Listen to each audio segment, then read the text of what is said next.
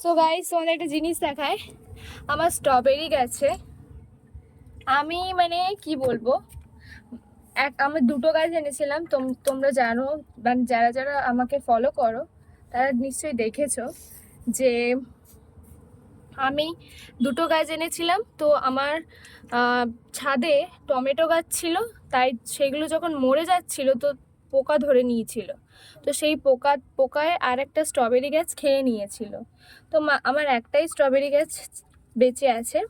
তো সেটা থেকে দেখো, এইরাম আমি একটা ভিডিওতে দেখেছিলাম যে এইরাম নাকি স্ট্রবেরি গাছ থেকেই চারা তৈরি হয়।